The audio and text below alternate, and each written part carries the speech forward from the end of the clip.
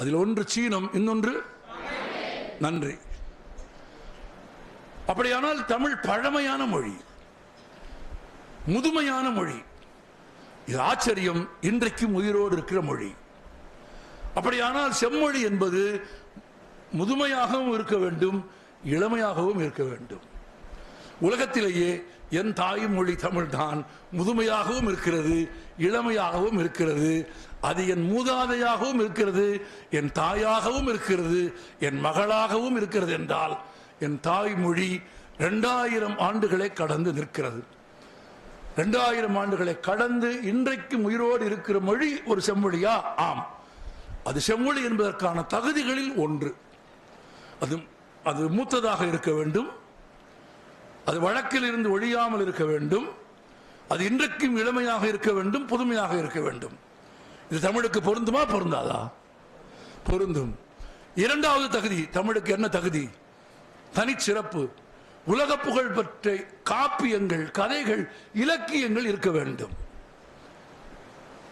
திருக்குறள் ஒன்று போதும், உலகத்திற்கு ஒன்று போதும். தன் அவதாரங்களில் ஒன்றாக திருமால் வாமனாவதாரத்தை இந்த உலகத்தை அளப்பதற்கு 3 அடி எடுத்தார் என்று இதிகாசங்கள் பேசுகிறது.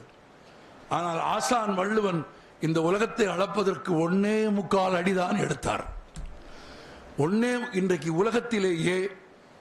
உலகத்திலேயே அதிக மொழிகளில் மொழி மாற்றம் செய்யப்பட்ட, சமயம் அல்லாத, மதத்தோடு தொடர்பில்லாத ஒரு அறநூல் உண்டு என்றால் அது தமிழர்கள் போற்றி கொண்டாடும் திருக்குறள் தவிர வேறு நூல் இல்லை.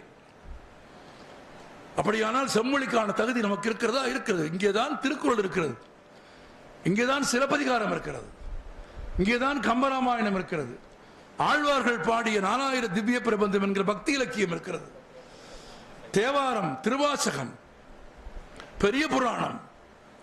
ஏன் நவீன காலத்திற்கு வந்து விடுங்கள். பாரதி, குமரகுருபரர், பாரதிதாசன், பட்டுக்கோட்டை, கண்ணதாசன் என்று இன்றைக்கு தமிழில் எழுதுகிற நவீன இலக்கியம். உங்கள் வயது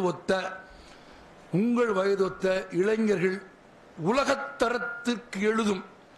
நான் அவைகள் சிலவற்றை வாய்ப்பு இருந்தாலும் உங்களுக்கு சொல்லுவேன். உங்கள்